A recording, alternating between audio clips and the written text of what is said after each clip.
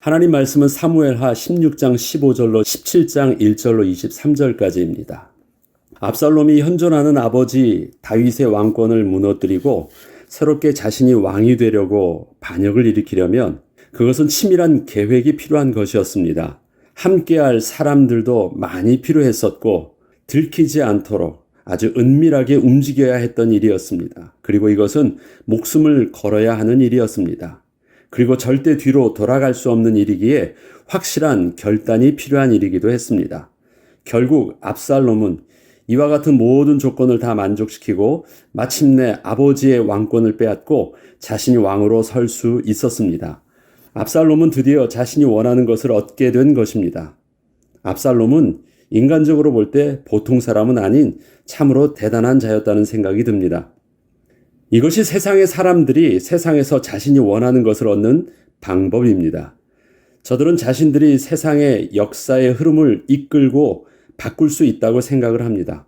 모든 사건의 배후에서 사람들보다 한 걸음 앞서 생각하고 계획해서 이를 꾸밈으로 모든 삶을 주도하고 있다고 생각을 합니다. 돈을 버는 일도 정치적 힘을 얻는 것도 자신이 원하면 그렇게 할 수 있다고 생각을 합니다. 그리고 자신들이 원하는 대로 진행되고 있는 사건의 흐름에 희열을 느끼며 자기 스스로가 세상을 주관하는 왕이 된 듯한 착각을 하면서 살아갑니다. 그러나 하나님의 말씀은 오늘 본문을 통해서 여호와께서 압살롬에게 화를 내리려 작정하셨다는 말씀으로 역사의 주인이 하나님이심을 분명하게 증거하고 있습니다. 전체 많은 내용이 압살롬과 아히도벨과 또 그에 따르는 추종자들을 통해서 뭔가 성공되어진 자신들이 원하는 것을 흐름대로 이끌고 있는 것처럼 보이지만 딱 한 구절을 통해서 그 배후에서 웃으시면서 어떻게 하나님의 주권을 이끄시는지를 설명하고 있는데 그것이 여호와께서 압살롬에게 화를 내리려 작정하셨다라는 오늘 본문 14절의 말씀입니다. 사무엘하 16장 20절부터 23절의 전체 내용 속에서 제가 한 구절만 읽겠습니다. 그때 아히도벨이 베푸는 계략은 사람이 하나님께 물어서 받은 말씀과 같은 것이라. 아히도벨의 모든 계략은 다윗에게나 압살롬에게나 그와 같이 여겨졌더라. 현재 다윗을 배반하고 압살롬의 모사가 되어 있는 아히도벨은 다윗의 가장 뛰어난 모사였습니다. 아히도벨의 모략들은 왕이나 다른 신하들이 생각할 때 전혀 생각하지 못했던 치밀함과 계획들이 숨어 있었기에 이것은 하나님이 지혜를 주시지 않으면 나올 수 없는 것이라 생각을 할 정도였습니다. 이렇게 뛰어난 전략가를 압살롬이 자기의 사람으로 만들고 반역을 일으켰다는 것은 어느 누구도 상대할 수 없는 이기는 싸움을 하게 된 것을 말합니다. 그리고 역시 아히도벨은 뛰어난 전략을 압살롬에게 말해주었고 압살롬은 모든 진행들을 계획에 차질됨 없이 진행할 수 있었습니다. 아히도벨이 반역에 성공한 후 제일 먼저 압살롬에게 알려준 모략은 압살롬이 다윗 왕의 후궁들을 모든 백성이 보는 앞에서 자기의 여자로 삼는 모습을 보여주기 위해서 동침을 하라는 것이었습니다. 이것은 단지 성적 타락한 모습이 아닙니다. 치밀한 정치적 계략이 있는 것인데 이것은 압살롬이 실제로 다윗 왕의 왕권을 완전히 빼앗아 자기가 다윗 왕과 같은 자가 되었음을 상징적으로 보여주는 행위였고 또한 다윗 왕과는 완전히 원수가 되게 하여 더 이상 건널 수 없는 강을 건너는 행위였습니다. 이러한 압살롬의 행위는 자신을 따라 반역에 참여한 사람들 중 아직도 확신이 없어 눈치를 보면서 상황이 안 좋아지면 얼른 다윗 왕에게 다시 돌아가기 위해서 눈치 보고 있던 자들에게 더 이상 양다리를 걸치지 못하게 하고 무조건 압살롬만 선택하고 충성하도록 하는 방법이었습니다. 이제는 더 이상 다윗 왕에게 용서를 구하거나 돌아갈 수 있는 기회를 없어버리는 다리를 완전히 미련 없이 끊어버리는 행위를 한 것입니다. 이러한 아히도벨의 계략은 너무도 치밀했고 기가 막힐 정도로 뛰어났지만 오직 자신이 원하는 것만을 얻기 위한 방법으로 너무도 잔인하고 악한 방법이기도 했습니다. 그러나 이러한 모든 상황과 모든 사람들을 고려해서 계획한 그의 뛰어난 모략 속에는 하나님에 대한 인식이 전혀 반영되어 있지 않았습니다. 하나님의 주권을 전혀 모르는 지혜였던 것입니다. 그에 반해 아렉 사람 후세도 있었습니다. 앞서 후세가 다윗을 따랐지만 그 마음은 충성심이 다윗에게 향했지만 다윗은 그를 압살롬에게 보냈기 때문에 후세는 압살롬에게 위장 전향을 한 것입니다. 사무엘하 17장 7절로 13절을 보면 후세는 이렇게 압살롬에게 자기의 의견을 내놓습니다. 왕도 아시거니와 왕의 아버지와 그의 추정자들은 용사하라. 그들은 들에 있는 곰의 새끼를 빼앗긴 것 같이 격분하였고 왕의 부친은 전쟁에 익숙한 사람인즉 백성과 함께 자지 아니하고 지금 그가 어느 굴에나 어느 곳에 숨어 있으리니 혹 무리 중에 몇이 먼저 엎드러지면 그 소문을 듣는 자가 말하기를 압살롬을 따르는 자 가운데에서 패함을 당하였다 할지라. 비록 그가 사자 같은 마음을 가진 용사의 아들일지라도 낙심하리니 이는 이스라엘 무리가 왕의 아버지는 영웅이요 그의 추정자들도 용사인 줄 알미니이다. 아히도벨은 본격적으로 도망한 다윗 왕과 그 무리들을 소탕하기 위해서 시간의 지체함 없이 저들이 당황하고 아무것도 지금 제대로 준비하고 있지 못하고 있는 그 틈을 타서 빨리 군사들을 보내 끝을 낼 것을 압살롬에게 다음 모략으로 알려주었습니다. 그것은 이 상황에서 가장 적확하고 정확한 상황 판단이었고 실행 계획이었습니다. 그러나 압살롬은 아히도벨 다음으로 뛰어났던 후세에게도 의견을 물어 신중한 결정을 내리려 하였습니다. 후세의 의견은 다윗 왕이 조금이라도 시간을 벌게 하기 위한 의도를 가지고 있었던 계략이었습니다. 후세는 자신의 숨겨진 의도를 숨기고 압살롬과 신하들에게 자신의 모략을 설명할 때에 저들이 그 마음에 하나님에 대한 두려움을 가지도록 자신의 설명 속에 의도적인 표현들을 사용했습니다. 하나님에 대한 경외함이 아니라 하나님에 대한 두려움을 가지도록 하게 한 것입니다. 왕의 아버지와 추정자들이 용사라는 것은 틀림없는 사실이었습니다. 그런데 그들을 이방 민족들도 두려워했던 이유는 골리앗과 같은 육신적인 힘이 아니었고 하나님께서 함께하여 주시는 비밀이 있음을 보았기 때문이었습니다. 그렇기에 용사라는 의미는 그는 하나님의 사람이었다는 것을 은연중 인식하게 하는 표현이었습니다. 후세는 단어들을 통해서 사람들이 다윗과 함께한 사람들 속에서 그 하나님에 대한 인식들을 할 수 있도록 의도적인 표현을 썼던 것입니다. 그 중에 용사라는 표현은 분명히 그가 하나님의 사람이었다라는 것을 인식하게 한 것입니다. 또 이런 표현을 씁니다. 곰이 새끼를 빼앗은 것 같은 격분은 다윗이 목동이었을 때 곰과 사자들이 자신의 양을 잡아먹으려 했을 때 격분함으로 싸워 이겼던 다윗의 분노를 기억하게 합니다. 이러한 다윗의 분노에 하나님께서는 다윗과 함께 하여 주셔서 그 힘센 곰과 사자도 이길 수 있었던 것을 말해주고 있는 것입니다. 이것은 다윗이 사울왕 앞에서 하나님이 자기를 어떻게 지켜주셨는지를 말씀하는 것입니다. 목동이었을 때 마치 자기 새끼를 빼앗기는 그 곰과 곰의 심정으로 그런 맹수의 그 분노를 가지고 곰과 사자를 이겼던 모습을 분명히 인식하게 해줍니다. 왕의 부친은 전쟁에 익숙한 자로 지금 그가 어느 굴에나 어느 곳에 숨어 있으리라는 표현 속에 다윗 왕이 사울을 피해 도망을 다닐 때 다윗을 쫓던 사울이 오히려 다윗이 숨어있던 굴 속에 들어가게 되므로 죽을 뻔했던 일들을 기억하게 합니다. 이것은 다 알고 있는 사실이죠.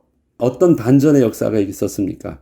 하나님이 다윗 왕과 함께하여 주심으로 오히려 다윗을 쫓던 사울이 다윗에게 죽음의 위기를 겪게 되었던 일들을 기억하게 합니다.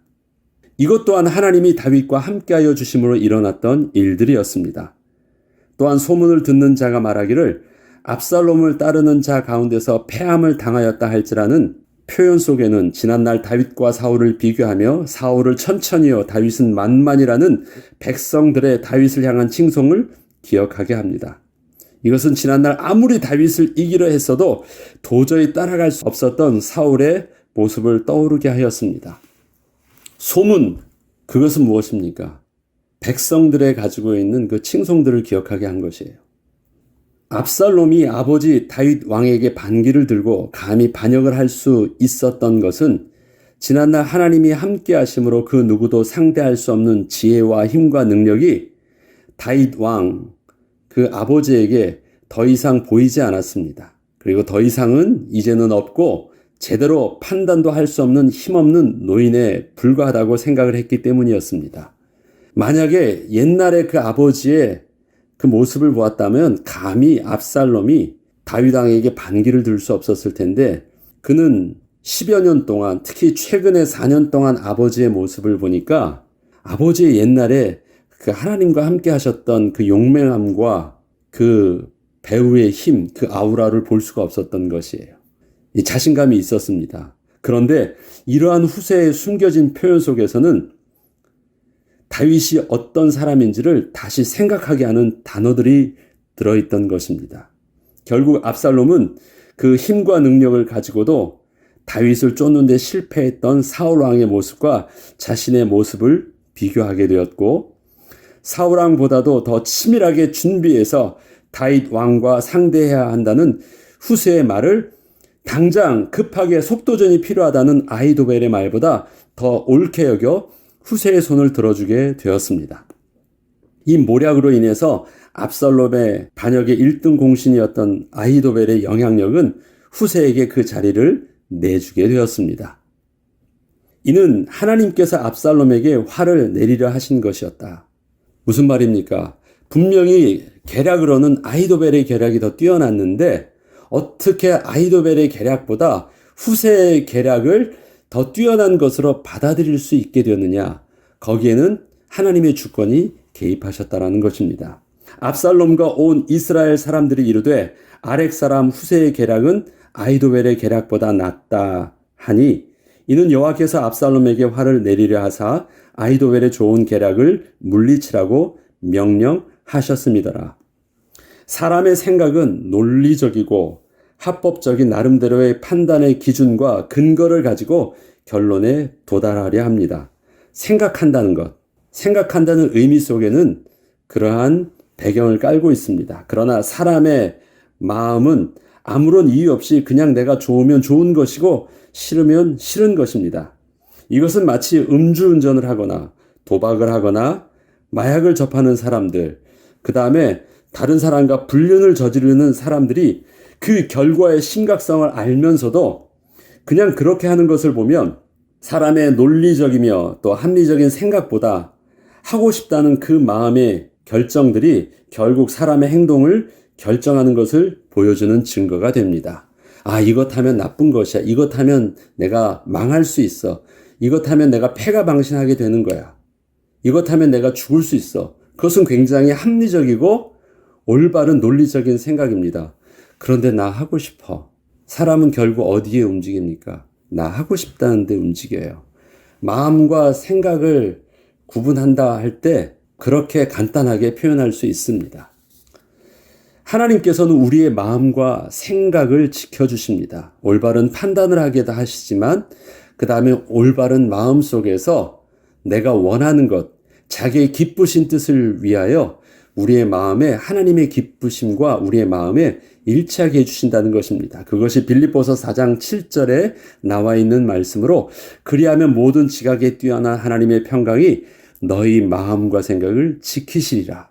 온전히 하나님을 향하여 기도하며 은혜를 구할 때 하나님께서 그리하면 우리의 마음과 생각을 하나님이 평강으로 지켜주신다고 해요. 이렇게 선택을 하는 것이 다른 사람 볼 땐 미련하게 보여도 나는 그것을 기쁨으로 선택할 수 있는 은혜를 주신다라는 것이에요. 생각한다면 미련한 생각인데 선택함 속에 평안함으로 선택하게 하시는 것은 하나님의 은혜가 우리 속에 함께 하시게 주신다는 비밀입니다. 반대로 사람들 보기에는 가장 어리석어 보이는 결정 속에도 하나님의 은혜의 이끄심이 있어야 되지만 세상 사람들의 가장 뛰어나고 치밀한 계획 속에도 하나님의 주권이 저들을 다스리고 계신다는 말이기도 합니다. 시편 2편 4절에는 하늘에 계신 자가 웃으시며 주께서 저희를 비웃으시리로다. 저들은 올바른 결정들을 그들이 숨어가지고 사람들끼리 치밀하게 쏙닥쏙닥 거리고 있지만 하나님께서는 저들을 보시면서 웃으신대요. 그래, 그렇게 한번 해봐. 라고 말씀하신다는 거예요. 본문은 압살롬과 그를 따르던 추정자들이 후세의 결정에 손을 들어주게 된 것을 하나님의 작정하심이요 하나님의 의도였음을 분명하게 증거하고 있습니다. 압살롬이 모든 것을 친밀하게 계획하고 진행하므로 자기가 원하는 것을 다 하고 있고 다 손에 쥐게 된 것처럼 보이지만 결국 하나님은 저들 자신의 그 악한 계획 속에서 스스로 멸망하도록 하나님이 이끄신다는 것을 말씀하고 있는 것입니다. 그런데 그 계획 속에는 하나님께서 그렇게 하도록 이끄셨다라는 것이에요. 그리고 성경은 하나님의 주권을 좀 더 명확하게 알 수 있도록 하나님이 명령하셨다라는 그 왕의 주권들을 온전히 표현합니다. 하나님께서 작정하셨다, 하나님께서 의도하셨다라는 표현을 통하여 압살롬의 선택 속에 하나님의 분명한 개입이 있었음을 보여주고 있습니다. 한글 성경은 하나님이 명령하셨다. 킹 제임스 버전에는 하나님께서 저들을 그렇게 작정하셨다. 그 다음에 NIV는 하나님께서 저들을 그렇게 명령하셨다, 의도하셨다라는 부분들을 표현을 달리하고 계시지만 다 동일하게 있는 부분들은 하나님의 주권이 저들 속에 개입되어져 있는 모습을 보여줍니다. 하나님의 은혜는 다른 사람보다 더 뛰어난 계획과 지식을 주셔서 세상을 앞서가기도 하십니다. 하나님의 사람들에게 주시는 그 은혜를 그렇게 하나님은 창조적인 지혜와 능력으로 앞서 나가게 하시는 은혜를 누리기도 하십니다. 그러나 하나님이 없이도 잘 살 수 있다고 생각하는 그 뛰어난 지식과 계획으로부터 하나님의 백성을 실패케 하시는 은혜도 있음을 우리는 잊어서는 안 됩니다. 지난날 아히도벨의 계략은 하나님이 함께 하시는 뛰어남이었습니다. 그런데 지금 압살롬과 함께하는 계략은 하나님께서 그렇게 주셨던 지혜 가운데 나와 있는 또 계략이었습니다. 이것을 지난날 아히도벨을 보았던 압살롬과 신하들과 많은 사람들은 여전히 그의 지혜 속에 하나님께서 지난날 뛰어나게 주셨던 지혜와 비슷한 그 지혜를 보면서 역시 아히도벨이다라고 생각을 하고 있습니다. 그러나 그 지혜 속에는 하나님이 함께 하시는 비밀이 없다라는 것은 저들이 눈치를 채지 못하고 있어요. 뛰어남은 있는데 그 속에 하나님이 함께 하시는 것은 모르는 것입니다. 우리에게 하나님의 은사를 주셔서 뛰어난 능력을 발휘합니다. 그건 하나님이 주신 은사예요. 그런데 은사를 받은 자가 하나님을 잃어버리면 어떤 일들이 일어날까요? 그래도 그 은사는 남아 있어요. 뛰어남 속에서 하나님이 주셨던 은사와 능력들을 다 발휘할 수 있습니다. 그런데 지난날의 은사와 무엇이 다를까요? 하나님의 임재를 아는 은사였고 지금은 하나님을 떠난 은사입니다. 사울 왕에게 하나님의 임재가 있었던 왕권과 사울 왕에게 하나님의 임재가 없었던 왕권은 똑같이 다 발휘합니다. 그러나 결과는 달라요. 하나님이 떠나셨어도 왕권은 떠나지 않고 있습니다. 그런데 그것은 천지 차이죠. 지금 아히도벨이 착각하는 것, 알지 못하는 것, 지금 압살롬이 알지 못하는 것이 그것입니다. 압살롬은 아히도벨의 지혜는 가져올 수 있었지만 그 배후에서 함께 하셨던 하나님의 은혜는 다윗 왕으로부터 빼앗아 올 수 없었습니다. 그래서 왕권을 빼앗아 오려고 하지만 하나님의 은혜를 함께 할 수 있는 비밀이 없었기 때문에 어떻게 망하는지 오늘 본문은 말해주고 있는 것입니다. 그와 반면에 하나님의 사람에게 있어서는요, 만약에 하나님의 은혜가 떠난 그 지혜라고 한다면 하나님은 오히려 실패케 하십니다.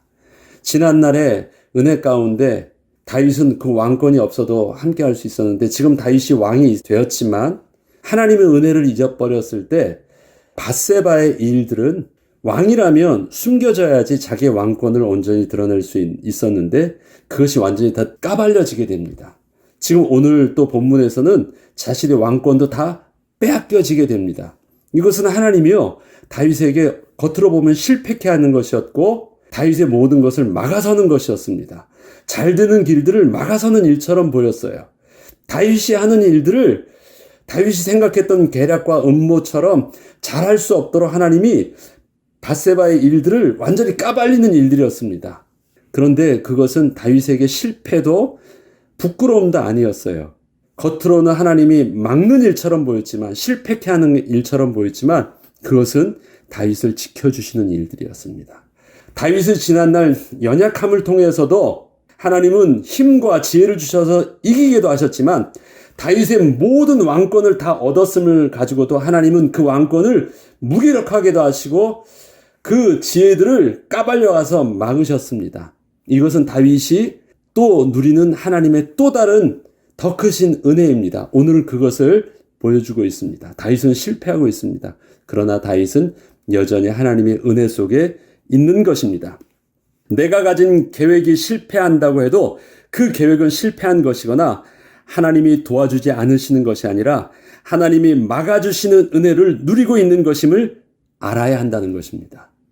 오늘은 다윗이 그러한 은혜를 누리고 있는 것입니다. 아히도벨의 계략은 마치 하나님이 주지 않으시면 그런 생각은 나올 수 없을 정도의 뛰어난 지략이었으나 그 내용 속에 하나님의 주권은 철저히 배제된 생각이었습니다. 그것에 반해서 후세의 전략은 하나님의 실존과 주권을 인식하게 하는 전략이었습니다. 결국 저들은 하나님을 두려워함으로 결국 후세의 전략은 인간적으로는 가장 뛰어난 전략이었으나 후세의 전략을 선택하는 결과를 낳게 되었습니다. 하나님이 저들의 마음을 이끄사 다윗이 위기 상황에서 피할 수 있게 되는 결정을 하게 하신 것이었습니다. 하나님이 그의 마음을 두려움을 통해서 아히도벨의 전략을 감히 선택하지 못하도록 한 것이에요. 우리의 선택과 결정 속에는 하나님의 은혜가 임할 수 있도록 우리의 마음과 생각이 하나님의 은혜 속에 인도하심을 받는 축복이 있어야 되겠습니다. 그런데 하나님께서 어떻게 우리의 마음과 생각을 지켜주신다고요? 우리에게 평강함을 어떻게 얻도록 하게 하신다고요? 우리가 하나님께 은혜를 구하며 기도할 때, 모든 것이 하나님께 집중될 때 하나님은 우리의 평안함 속에서 세상의 미련함을 선택하게 하신대요. 이들은 어떻습니까? 두려움 속에서 세상의 똑똑함을 선택합니다. 그런데 그것이 실패예요. 그런데 우리는 모든 지각에 뛰어난 하나님의 평강이 우리의 마음과 생각을 주시는 세상의 미련함, 하나님의 지혜를 선택하게 하십니다.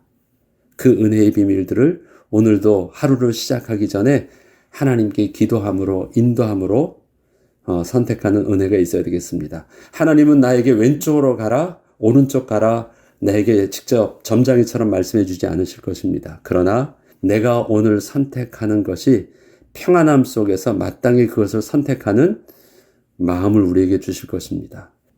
지금 압살롬은 가장 똑똑한 선택을 무엇을 가지고 하고 있습니까? 두려움 속에서 하고 있어요. 그래서 실패한 것입니다. 하나님은 저들을 두렵게 해서 올바른 결정을 하지 못하는 마음을 주셔서 결국은 실패케 하신 것입니다. 하나님이 주신 은혜가 저와 여러분에게 함께하기를 주 이름으로 축복합니다. 기도하겠습니다. 하나님, 아무것도 염려하지 않고 오직 우리의 구할 것을 감사함으로 하나님께 아뢰는 또 기도의 비밀을 오늘도 누려서 세상의 미련함을 하나님이 주시는 평안함 속에 은혜로 선택함으로 마침내 승리하며 마침내 하나님의 축복소로 인도하는 비밀을 누리는 또 축복의 날이요 거룩한 백성으로 오늘도 서게 하여 주옵소서. 감사드리며 우리 주 예수 그리스도 이름으로 기도합니다. 아멘.